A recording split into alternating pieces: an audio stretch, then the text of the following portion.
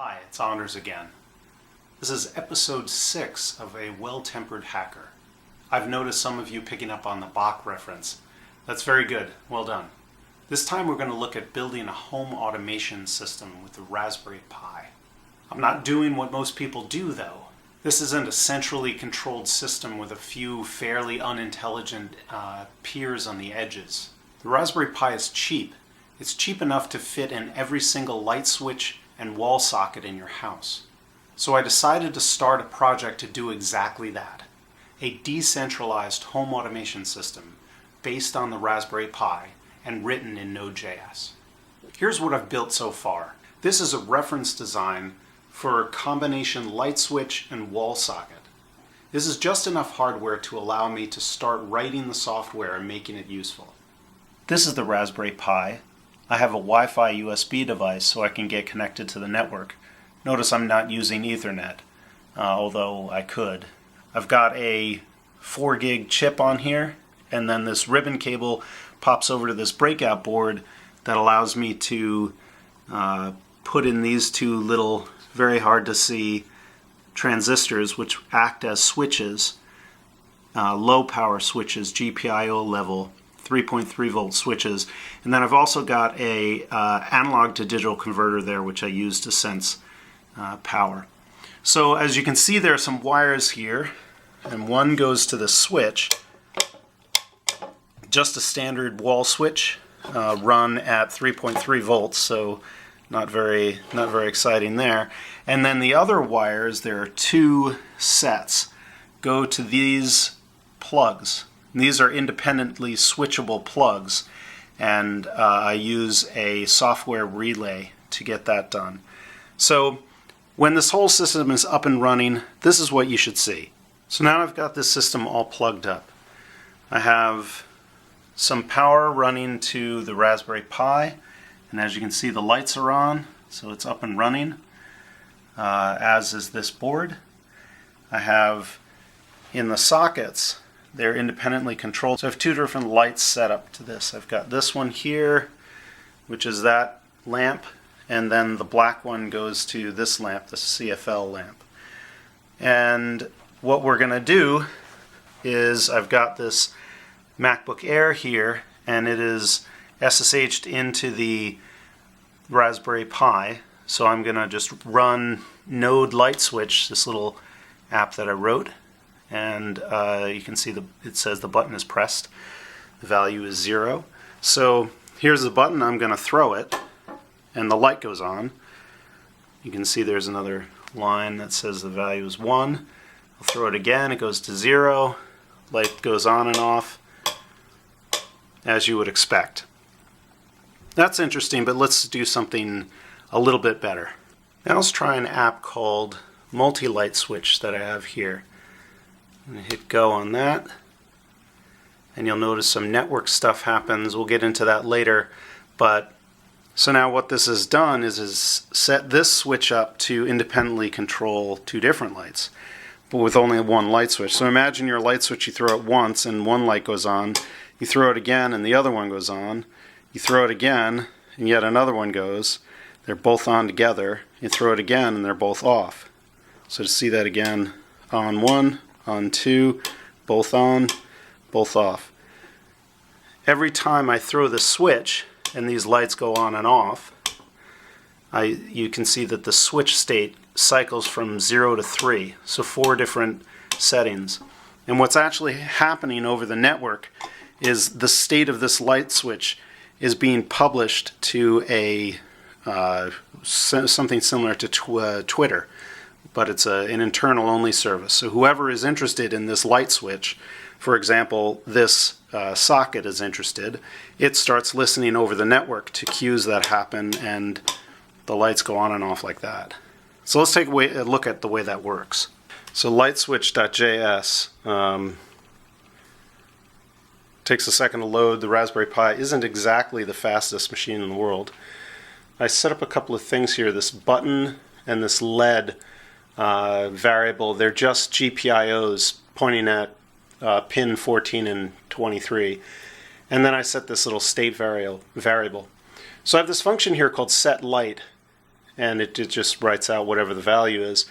But it does lead write sync values. So for this lead up here, I'm going to write the value of whatever I'm given, and then I'm going to start up a button watch, and if I have an error, I'm going to throw an error. But if my state is 1, I'm going to set the state to 0, else 1, and then I'm going to set the light to that state. So it's going to rerun this whole thing again.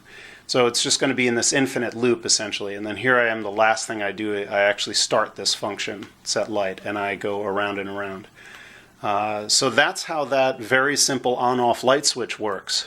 But we're going to take a look, once I get a shell back here, at the multi-light switch. And this is the one that has a little bit more state. And you'll notice some network stuff in here that you can essentially ignore. I'm using MQTT, which is a very lightweight TCP channel, essentially. And this time I've got a button and I've got 2 LEDs. And then what I'm going to do is I'm going to create this client, which is essentially a pub subsystem. So I'm going to have network capability as well. But what I'm going to do is I'm going to write sync the state %2, a 0 or a 1.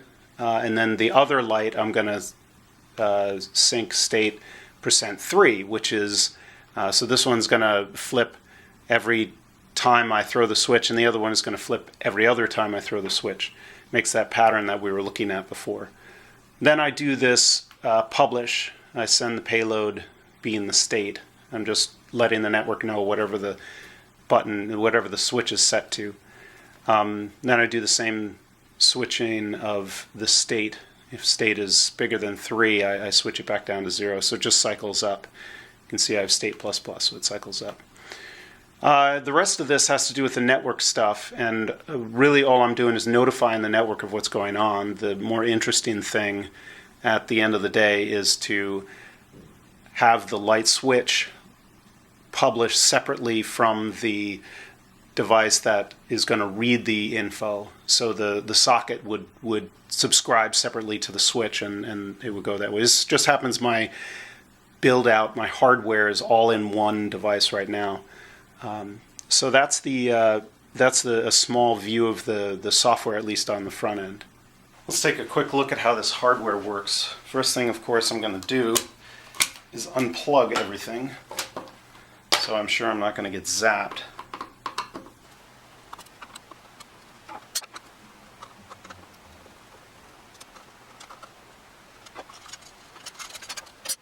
So I mentioned earlier that I was using solid-state relays to get this done.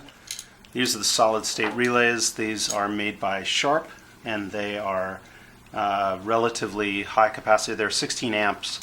I decided to go a little high on that because might make it more safe than going low. So I've got 2 of those, and they independently control right there the sockets. And it's very simple. But it works quite well.